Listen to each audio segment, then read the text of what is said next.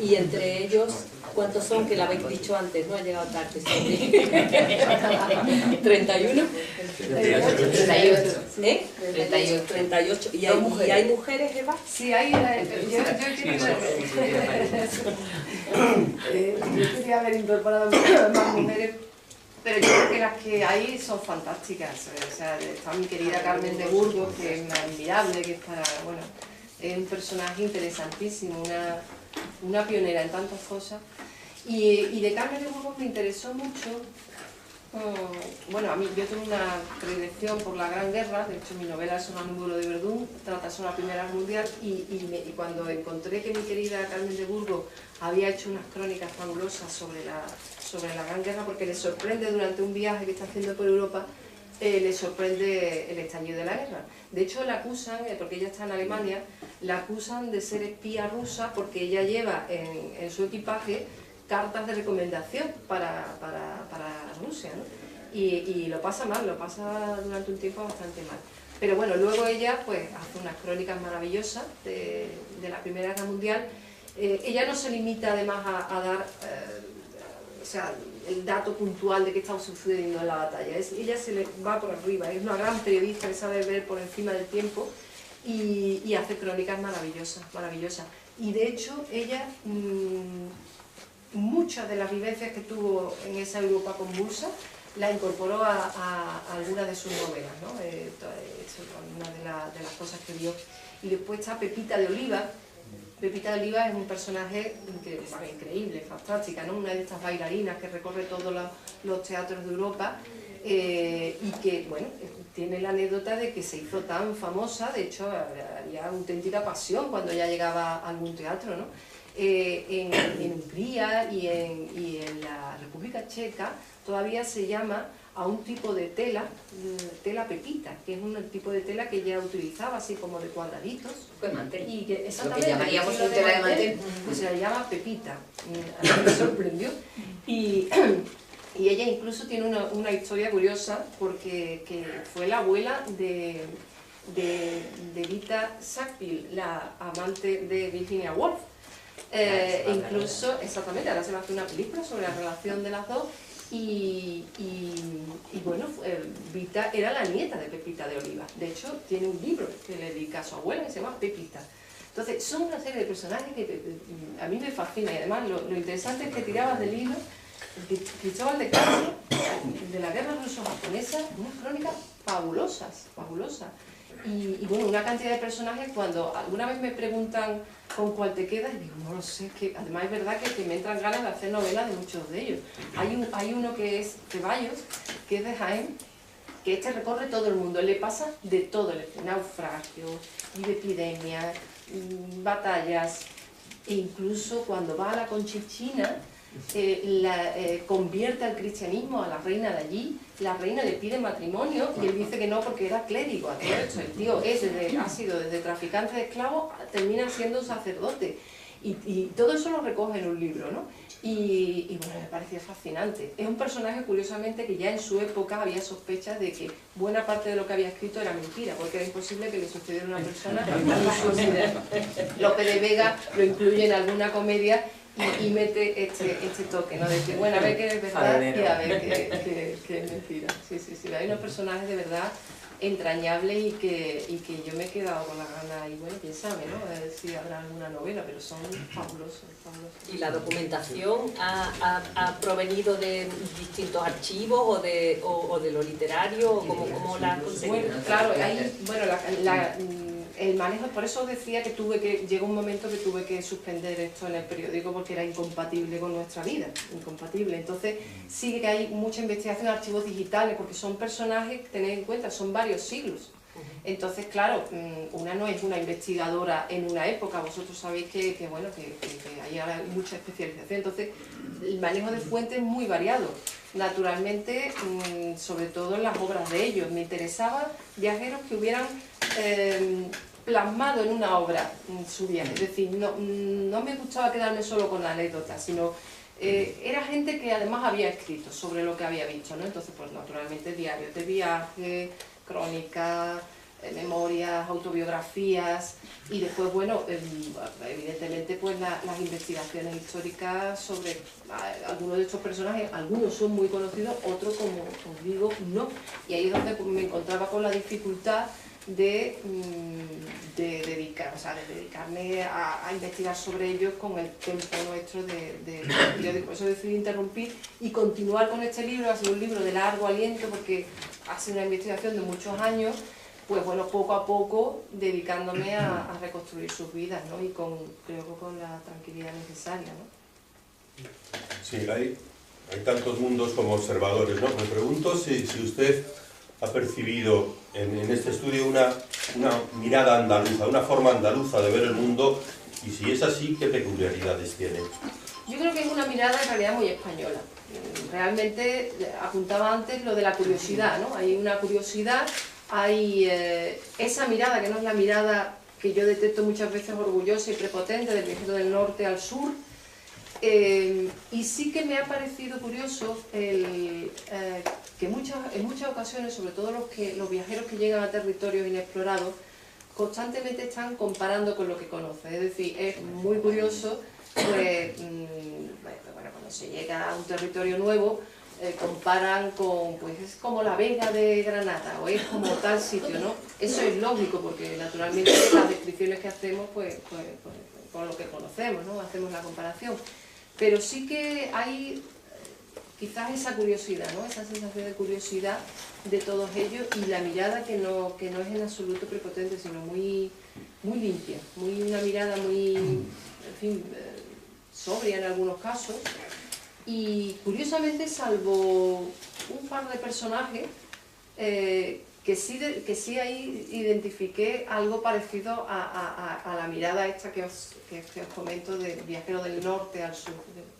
Esa crítica, por ejemplo, cómo están las posadas, cómo son los caminos y tal.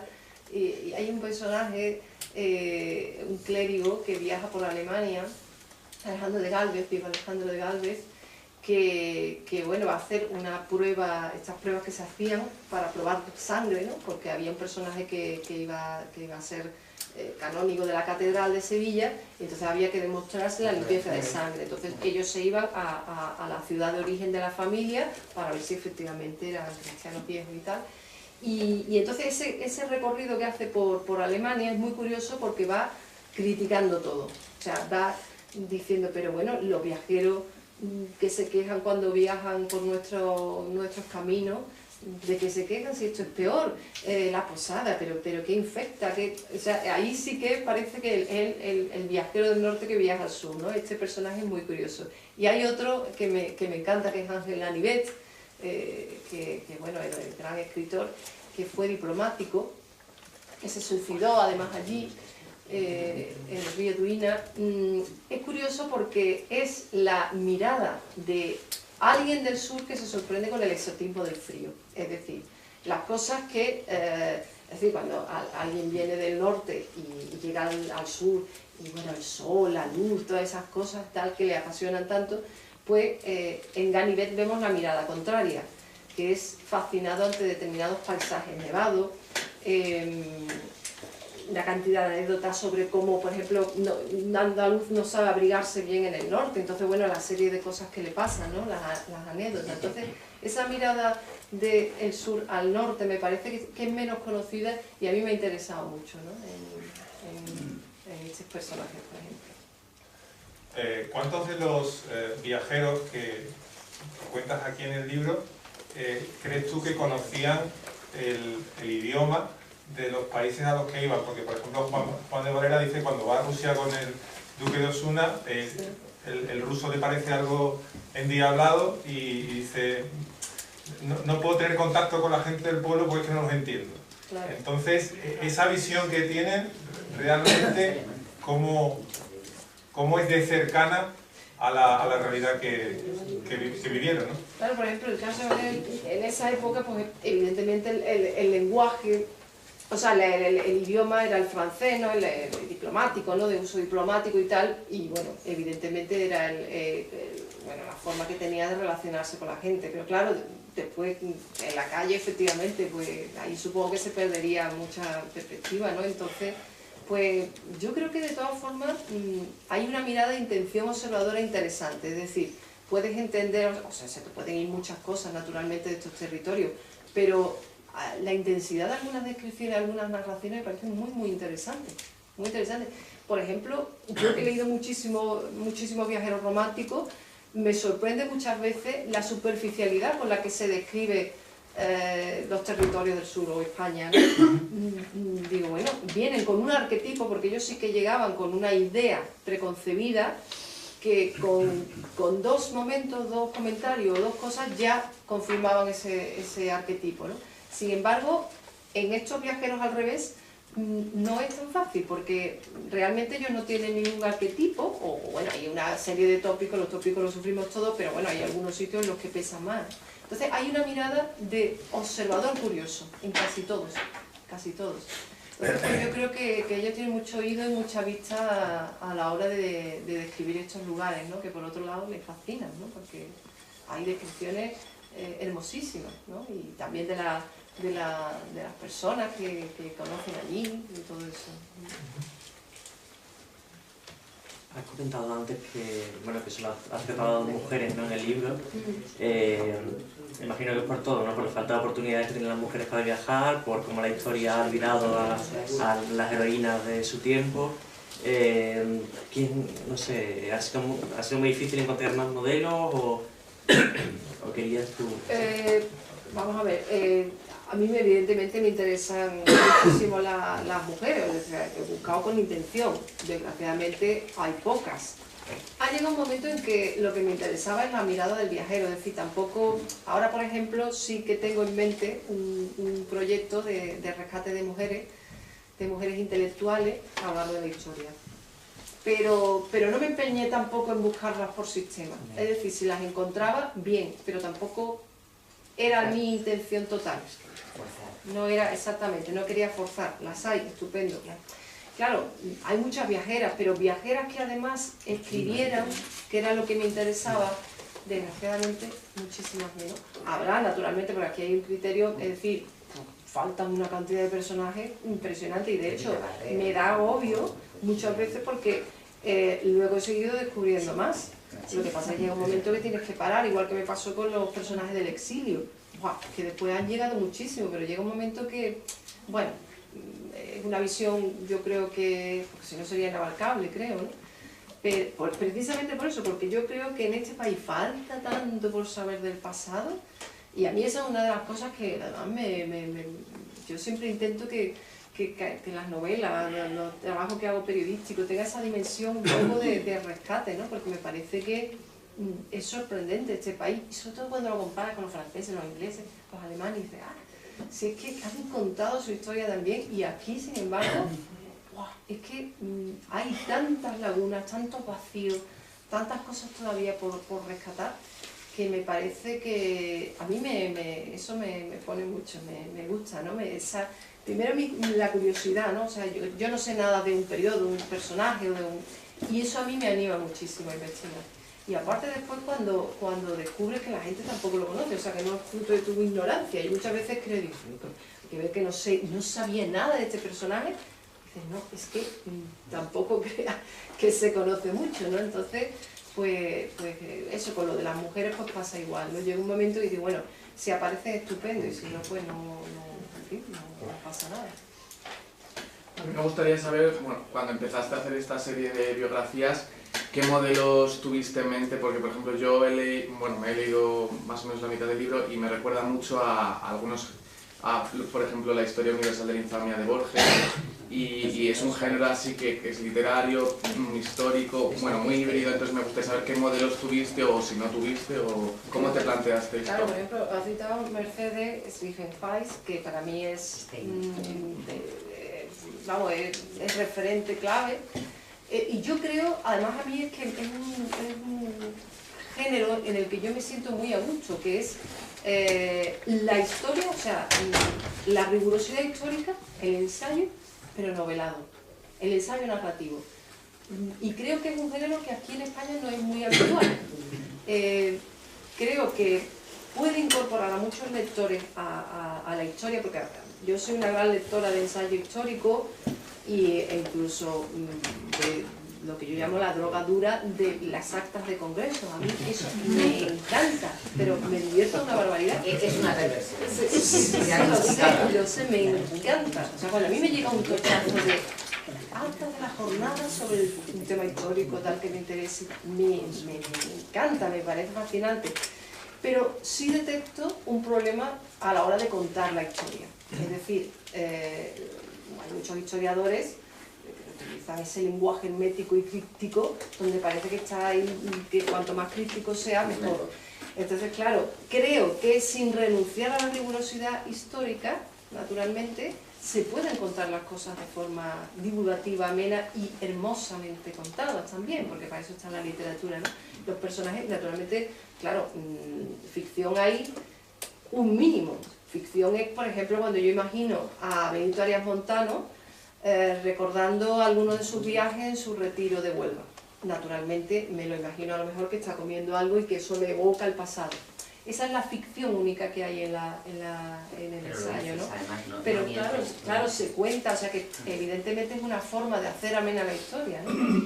Y yo creo que ese tipo de género está muy por hacer en España. Creo que, y yo me siento muy cómoda y creo que eso, por ejemplo, es muy periodístico también. O sea, yo creo que ahí los periodistas tenemos un terreno interesante, ¿no? Por ese plano, claro, la crónica, ese plano de divulgación, de conectar dos mundos, el mundo de la investigación y el mundo del lector interesado y curioso, ¿no? Hablas de Zweig, la obra de Zweig solo se entiende dentro de un gran proyecto intelectual, es decir, de una recuperación de una escritura de la historia intelectual europea, que puede culminar como durante los momentos estelares, porque pasa desde la biografía de Fouché hasta el mundo de ayer. Es un gran proyecto intelectual. Y me pregunto cuánto, en cierta manera, la conexión que tiene este libro con tus anteriores trabajos, con tu trabajo periodístico, recuperación de la historia, no es, en cierta manera, se enmarca todo en un proyecto tuyo personal que tiene que ver con la construcción de una historia intelectual, o andaluza, española, pero sí con la construcción de una historia intelectual que aquí no se ha hecho. Y quería después preguntar... Sí, bueno, totalmente, porque es que, lo apuntaba también antes Ignacio, hay un interés por la memoria, ¿no? Por el pasado, tanto en las novelas como en el trabajo periodístico o en estos ensayos narrativos, ¿no? Evidentemente, el pasado, la memoria del pasado, toda esa memoria olvidada me interesa muchísimo y podría decir ya a estas alturas de, bueno, los libros que tengo publicados, es que es mi tema. O sea, el tema del pasado, cómo el pasado se proyecta en el presente, por ejemplo, ¿no? Eso me fascina. A mí no hay cosa que me guste más que pasear por una calle de cualquier ciudad europea y ver la fatiga de la historia, ¿no? Ver la huella del pasado. Eso me fascina. Que a veces lo cuento en novela, a veces en ensayo y a veces en nuestro territorio periodístico, ¿no? Hombre, ojalá, a mí me gusta entender, es decir, cuando saco un libro no es por azar, sino que hay detrás también esa dimensión de interés propio, de construcción de algo. Incluso mis novelas van como por entregas, es decir, las 3 primeras es la construcción de episodios desconocidos de la historia de España, de una especie de España que no pudo ser, España heterodoxa, y las siguientes han sido novelas sobre qué es Europa, que es nuestra memoria europea, ahora que parece que hay tanta incertidumbre, que parece que Europa se explica en la bolsa y en los mercados, y no es así. Europa se explica a través de nuestra memoria conjunta y ahí solo la encuentro, en la cultura, ¿no? Entonces, esas novelas, por ejemplo, obedecen a ese proyecto de construcción europea, que para mí es fundamental y que, por ejemplo, a Sam Zweig, aunque ahora haya otros personajes que lo están trivializando en la tele, pero bueno, Zweig para mí es, bueno, el personaje que representa esa Europa en la que yo me reconozco. ¿Y George Steiner? También, por supuesto, es que todos esos son referentes claves, ¿no? Entonces, sí que es verdad que hay una intención ahí de proyecto de rescate cultural y de nuestra memoria, ¿no? En lo que yo creo que que sirve para entendernos. Vamos, por lo menos yo me identifico con eso, ¿no? Y creo que ese ciudadano europeo es el ciudadano europeo, precisamente. Ya sea hablando sobre estos personajes o haciendo la novela del Sonambulo Verdún que arranca en la Primera Guerra Mundial. Da igual, es lo mismo, ¿no? O sea, es ese interés de reconstrucción del pasado. Yo creo que Eva, además, y por no poner apellidos a la palabra periodista, demuestra que el periodismo es algo más que un oficio. Es una forma de estar en el mundo. Yo, por ejemplo, en Adriático, que es una de las novelas que hizo Eva sobre Venecia, en Adriático estoy segura que en la investigación, que forma parte de tu vida privada, que tú viajas precisamente para ver ciertos archivos, para ver ciertos palacios, tu vida privada y tu vida profesional están unidas. En Adriático descubriste, no te lo pregunta nunca, el Palazzo Fortuny, y el personaje Fortuny, que es maravilloso y tan moderno y tan contemporáneo, aparece ahí seguramente como algo colateral de un viaje que haces a Venecia para escribir un libro que es Adriático. Y yo creo que el periodista es alguien que se pregunta por algo que pasa y que quiere saber qué hay detrás de una puerta. Exactamente, eso, es la curiosidad, y bueno, efectivamente eso, muchas veces en viajes, incluso viajes de trabajo, en los que estoy haciendo una crónica sobre algo y a partir de ahí aparece algo que luego puede ser la chispa de una novela, o puede ser tantas cosas, ¿no? Es decir, creo que efectivamente el periodismo, más que un oficio, es biografía.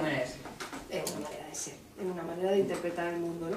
Y que a veces pues, puede terminar en una crónica del periódico, en otro momento en una novela de largo aliento o incluso en un ensayo, ¿no? En una cosa de investigación. Yo pregunto, estamos hablando de Zweig, ¿no? Y es curioso porque coincide en el tiempo, los franceses lo llamaban, en francés, que no voy a decirlo en francés, que no sé pronunciarlo, vidas romanceadas o vidas noveladas, y solían poner a Zweig junto con Emil Ludwig, que es el autor de Lo hacía Napoleón, que estaba en muchas casas, que se sigue viendo, y con el amigo de Virginia, ya que hablamos de Virginia Woolf, de Lytton Strachey, y toda esa generación en entreguerras en España es curioso porque coincide las primeras colecciones de biografía, que una generación muy comprometida a la República, la colección de Calpe y todo esto. Se me ocurre pensar que a veces, ahora que hablamos tanto y con razón, yo creo, de memoria histórica, que falta quizá que esa memoria histórica se proyecte un poco más atrás, ¿no? Y que se tiña más de literatura, por ejemplo, a la hora de hablar del exilio, que seamos más conscientes de que hubo otros exilios en la historia de España antes de la República, ¿no? Que a veces parece que tenemos que incluso las personas comprometidas un horizonte demasiado estrecho, ¿no? hacia el pasado. Sí, efectivamente. Yo recuerdo que cuando abordaba el tema del exilio, del exilio intelectual, concretamente el intelectual, después de la guerra civil, me di cuenta que, por ejemplo, conectaba con mis exiliados, yo les digo mis, ya me voy incorporando épocas y personajes, o digo mi guerra, o tal, claro, exacto. Mis exiliados conectaban con mis exiliados del siglo XVI, que eran los de la Reforma Protestante, los erasmistas. O sea, digo, es que al final me interesa esa parte, ¿no? de los outsiders de la historia, ¿no? Y yo creo que sí, que hay mucha historia y mucha memoria española por incorporar, ¿no? Porque sea cercana, porque la conozcamos. Yo creo que este país tiene un problema con su historia, realmente. Además, muchas veces hay como dos interpretaciones de la historia, se choca, se funciona con tres clichés. Yo creo que también eso se debe a la falta de lectura de libros de historia. Por eso decía la importancia y de lectura general. Pero bueno, yo creo que por ejemplo, el lector anglosajón tiene mucha más diversidad en este tipo de géneros, ¿no? De géneros de no ficción que aquí, ¿no? Y sí que hay una tradición, pero siempre parece como que está todo tan olvidado, tan en el desván, y además ahora que vivimos este presentismo donde hay tan poca perspectiva, donde hay tan poca profundidad de foco, que a mí me sorprende mucho. Una pregunta, esta ya para Mercedes de Pablo. ¿Perdón? No sé si existe una colección o no de visiones extranjeras de Andalucía. Es decir, tema de Washington Irving. No, nosotros hacemos una coedición con Renacimiento. El mérito completo es de Abelardo Linares, los que lo conocéis sabéis cómo es. Reeditamos textos que no están ya, que están descatalogados. Dentro de esa reedición nos hemos especializado de alguna manera en viajeros románticos y en visiones desde fuera de Andalucía. Es una extraordinaria colección, en nuestra página web la podéis encontrar y desde luego en Renacimiento también. El mérito fundamentalmente lleva ya años, es de la historia del Centro de Estudios, de mis antecesores y de Abelardo, sin ninguna de las dudas, porque Abelardo es capaz, de hecho Eva, otra de las colaboraciones que hizo con nosotros, nos introdujo a un personaje bárbaro. Yo te estaba oyendo, estaba oyendo a Eva, hay un periodista, hay varios periodistas, Luis Suárez se llamaba Luis Suárez, el que nació en Algaida, ¿no? Y terminó siendo el único en lengua española que entrevistó a Ho Chi Minh de México, y es uno de los grandes periodistas de México, y de hecho su hija es la que preside la Asociación de Exiliados de México, en México DF. Pues Luis Suárez es uno, pero... Domínguez Rodiño, el que descubriste tú que haces la introducción, que es aquel... Matilde Ras, ¿no? Efectivamente, todo este tipo, Eva colabora mucho con nosotros y con Abelardo porque descubrimos ya no solamente 19-18, que todos los que os podéis imaginar, Don Jorge, La España inhóspita, Mi casa de Málaga, que es uno de los libros más maravillosos que hemos editado con Renacimiento del intelectual, cuyo nombre ahora mismo no recordaré, me van a perdonar, pero fue el anfitrión de la casa donde Koestler es detenido, que había ayudado al malagueño fascista Bolín previamente y tal, y luego tiene que salir huyendo, todo eso, pero últimamente, tanto Abelardo como colaboradores del Renacimiento y nuestro, están rescatando visiones más contemporáneas, fundamentalmente de exiliados y de periodistas exiliados que han contado que han sido grandes narradores fuera de España y de Andalucía, ¿no? Sí, vale. Pero hay mucho que hacer.